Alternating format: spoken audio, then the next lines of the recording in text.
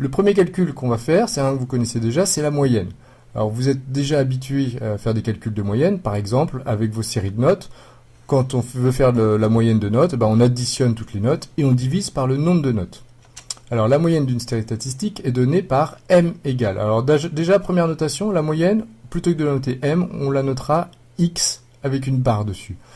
Et deuxième chose, voilà la formule que je vais vous donner, qu'on va expliquer un petit peu. X bar est égal à n1 fois x1 plus n2 fois x2 plus etc. plus np fois xp divisé par grand N. Alors qu'est-ce que c'est que tout ça? Eh bien, n1, c'est l'effectif de la première valeur. x1, c'est la première valeur. n2, c'est l'effectif de la deuxième valeur. x2, c'est la deuxième valeur, etc. Et grand N, c'est l'effectif total. Si on ramène ça à des séries de notes, qu'est-ce que ça veut dire?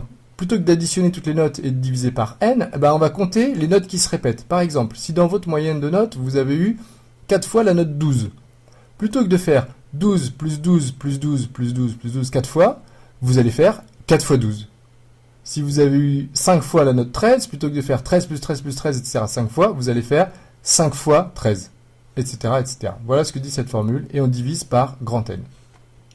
Alors par exemple, si on reprend notre tableau du nombre de frères et sœurs, vous avez dans ce tableau ce nombre 98 là, qui est en fait l'effectif de la valeur 0, ça veut dire qu'il y a 98 personnes qui ont 0 frères et sœurs. 211, c'est l'effectif de la valeur 1, etc. Donc si on veut calculer la moyenne en utilisant cette formule, on va faire n1 fois x1, c'est 98 fois 0, plus 211 fois 1, plus 153 fois 2, plus etc., plus etc.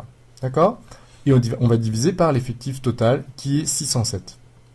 Alors ça va nous donner ce calcul-là. J'ai mis avec des pointillés parce que j'avais pas assez de place. Donc on arrive à la fin, plus 3 fois 8, c'est la dernière valeur, et on divise par 607. Qu'est-ce que ça nous donne?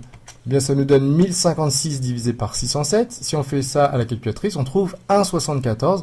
Alors on ne trouve pas exactement 1,74. Ce que je vous donne ici, c'est une valeur arrondie. Donc on écrira égal 1,74 à 0,01 près. D'accord? On est au 100.